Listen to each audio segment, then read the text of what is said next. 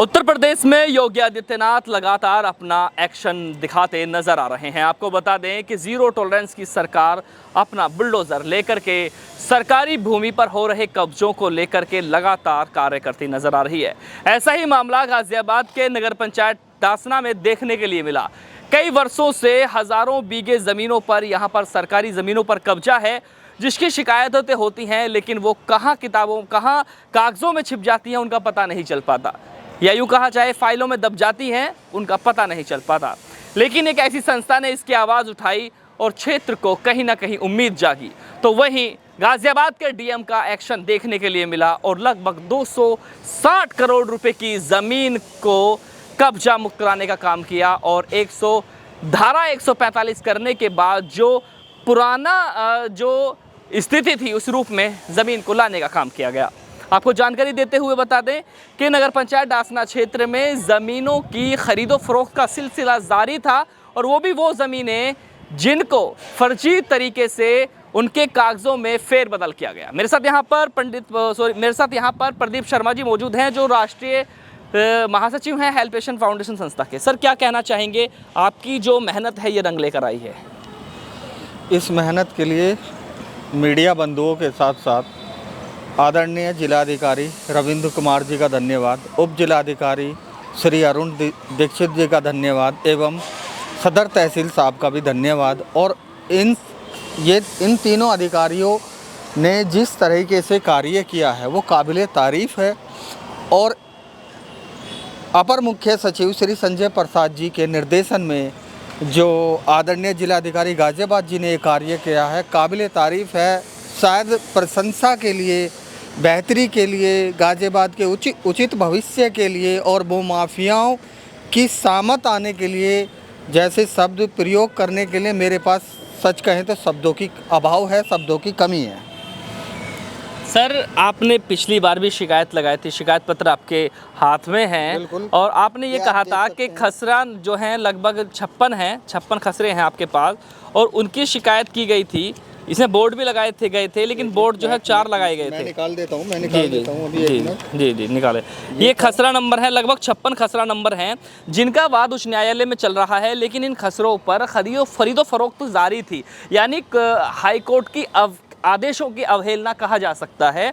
तो प्रदीप जी ने उसकी शिकायत लगाई थी। सर, जब से आपने शिकायत लगाई तो उस पर क्या कार्रवाई हुई, बाद में फिर आपको उस पर पूरी शिकायत क्यों लगानी पड़ी?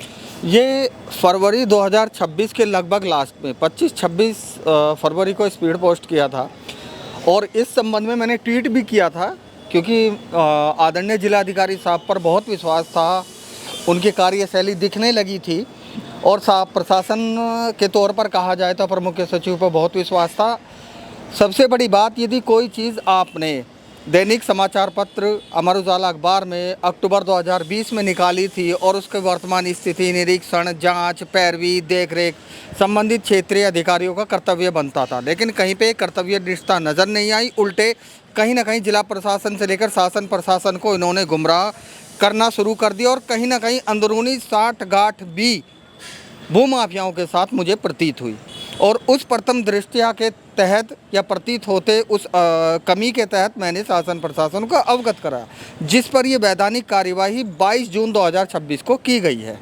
अच्छा, जो ज़मीनें अभी भी बाकी हैं उन पर अवैध कब्जे हैं, या अवैध प्लॉटिंग हो रही है, या अवैध निर्माण हो रहा है, या खरीद फरोख्त अभी भी जारी है, जिनकी नज़र शासन प्रशासन की बहुत कम पहुंच पा रही है, उसके लिए क्या कहना है? उसके लिए सिर्फ एक ही बात कहनी है, सबसे बड़ी बात, नो लेट लतीफ़। कोई लेट लतीफ़ नहीं होना चाहिए, तुरंत वैधानिक कार्यवाही शुरू होनी चाहिए, निष्पक्ष जांच होनी चाहिए। जो दोषी है उसे जेल का रास्ता दिखाया जाना चाहिए, उनसे रिकवरी होनी चाहिए। और इनके साथ में जो संबंधित अधिकारी थे, चाहे वो नगर पंचायत से हो, चाहे वो जिला प्रशासन से हो, मुझे कहने में ये संकोच नहीं है, मैं किसी पे डायरेक्ट आरोप नहीं लगा रहा, लेकिन जो दोषी है वो जांच के उपरांत ही दोषी पाया जाता है, उसके खिलाफ वैधानिक कार्रवाई होनी ही चाहिए। अच्छा प्रदीप जी, आपको एक बात बताएं कि इतने बड़े स्तर पर नगर पंचायत डासना में एलएमसी ज़मीन है, ऊसर है, बंजर है, तालाब है, बहुत सारी चीज़ें हैं, हाँ। लेकिन यहाँ एक खेल का मैदान नहीं है, बड़ी दुर्भाग्यपूर्ण बात है। यहाँ पार्क नहीं है, बड़ी दुर्भाग्यपूर्ण बात है। अब आपसे मेरा एक सवाल और है कि उच्च न्यायालय का अंतिम फैसला आता है, अंतिम निर्णय आता है, तो इन ज़मीनों का क्या होना चाहिए अगर ये फिर से जो है जो रूप दिखाई दे रहा है कि LMC दर्ज हो जाती है या ऊसर खेवड़ 3 की ज़मीन है, क्या कहना है इस पर? आपने बताया कि वाकई में नगर पंचायत डासना में और साथ साथ डासना देहात में, हालांकि क्षेत्रीय नगर पंचायत डासना से संबंधित है, तो खेल के मैदान की कमी है, जो कहीं ना कहीं जिला प्रशासन से हम विनती करते हैं और DM साहब से अपार विनती है कि खेल का मैदान तैयार होना चाहिए। रही बात ऊसर, बंजर, जलचर, जलाशय ज़मीन की, तालाबों की ज़मीन की, तो डेफिनेटली शासन प्रशासन को हम लगातार अवगत करा रहे हैं और शासन प्रशासन उस पर पैनी नज़र बनाए रखे हुए, साथ में जिला अधिकारी ने भी पैनी नज़र बनाए रखे हुए हैं। इनको कोई छूट नहीं दी जानी चाहिए, भूमाफियाओं को और मिली भगत करने वाले अधिकारियों को। खेल के मैदान के लिए जगह निकाली जाए, उसे चिन्हित किया जाए और खेल का मैदान क्षेत्रीय लोगों को दिया जाए और अन्य सहूलियत जो युवाओं को दी जा सकती है ताकि उनका स्वास्थ्य ठीक रहे, उनके बॉडी वर्क अच्छा करे, उनकी बॉडी लैंग्वेज अच्छा काम करे, उस चीज़ पे भी ध्यान देना बहुत ज़रूरी है। जैसा कि आप देख रहे हैं कि नगर पंचायत डासना में खेल का मैदान तक नहीं है, एक पार्क तक नहीं है और यहाँ पे यूँ कहा जाए कि हज़ारों बीघे ज़मीन यहाँ पर LMC नगर पंचायत के पास है। जी, सबसे बड़ी बात ये, अब से पहले इसमें किसने लड़ाई लड़ी या किसने लड़ाई नहीं लड़ी, मुझे कुछ नहीं कहना। उनकी कार्यवाही कहाँ तक पहुँची या किस वजह से कार्यवाही शांत बैठ गई, मुझे उस विषय में तो फिलहाल कुछ कहना ही नहीं है। लेकिन इस तरीके की लड़ाई ऊसर, बंजर, जलाशय, सीलिंग आदि ज़मीनों को लेकर के लगातार जारी रहेगी। अभी तो ये स्टार्टिंग हुई है, आगे भी और शासन प्रशासन उस पर कार्रवाई। ये लड़ाई केवल नगर पंचायत की, आसपास इलाके जैसे सिकरोड़ा, मयूर विहार, वहाँ भी लड़ाई लड़ रहे हैं, उस पर क्या कहना है? देखिए, सिकरोड़ा क्षेत्र की तरफ भी सामाजिक कार्य किए गए हैं, शासन प्रशासन को अवगत कराया है। जैसे कि आप डंपिंग ग्राउंड ले सकते हो और हापुड़ क्षेत्र में खिचरा है, UPSIDC को ले सकते हो, जिसमें खुद पत्रकार साहब आप एक एप्लीकेंट हैं NGT में। तो इसके अलावा भी अन्य सामाजिक कार्य जारी हैं और कहीं भी हमें पता लगता है तमाम क्योंकि देखो दस्तावेज बोलते हैं। और सबसे बड़ी बात यह है कि मुझे ये भी अक्सर मेरे याद नहीं आ रहा है, लेकिन कुछ प्रविष्टियों में बदलाव भी कर दिया जाता है या प्रविष्टि फाड़ के फेंक दी जाती है, जो मैंने शासन प्रशासन को इस विषय में लिखा भी है 3-4 महीने पहले कि प्रविष्टियाँ फाड़ के फेंक दी जाती है, जिसमें शायद कमिश्नर साहब मेरठ मंडल और DM साहब ने भी दौरा किया था। मैं पुनः विनती करता हूं कि जो प्रविष्टियां फाड़ के फेंक रखी हैं और उन जिन खसरा संख्याओं की, चाहे वो LMC से संबंधित हो, सीलिंग से संबंधित हो या अन्य प्रकार की तालाब की ज़मीनों से संबंधित हो, उन प्रविष्टियों की भी जांच की जाए। जिला गाजियाबाद से संबंधित तो एक कदम उठना ही चाहिए और जो कोई भी समाज सेवी या कोई भी नेता किसी लड़ाई को शुरू करता है तो उसे अंत तक पहुँचाए। यदि आप बीच से हट जाते हो या किसी कारणवश हट जाते हो या कोई और अन्य बात आ जाती है तो ये फिर लड़ाई नहीं है, ये तो फिर अपने आप को चमकाने वाली बात है और मुझे चमकना नहीं आता। ये लड़ाई अंत थी, अभी और भी अगर तो जाना पड़ा आगे तो हाई कोर्ट से सुप्रीम कोर्ट तक भी हम जाएंगे, पर लड़ाई को आखिर तक लाके रहेंगे। जैसा कि आप देख रहे हैं कि हेल्प एशियन फाउंडेशन लगातार अपनी जो कार्रवाई है या यूं कहा जाए जो शिकायतें हैं उनका निस्तारण करने के लिए हाई कोर्ट, सुप्रीम कोर्ट जाने के लिए भी तैयार है। बने रहिए मेरे साथ, मैं चौधरी अफसर दिखाते रहेंगे ऐसी खास खबरें केवल अहम सत्ता के साथ, गाजियाबाद। देखिए, ये डासना में मुख्य जो हमारा दिल्ली मुरादाबाद हाईवे है उस पर हमारी ये डासना नगर पंचायत की ज़मीन है, जो कि लगभग 250 बीघा ज़मीन है और इसकी अनुमानित कीमत लगभग 250 करोड़ रुपए से ऊपर की है।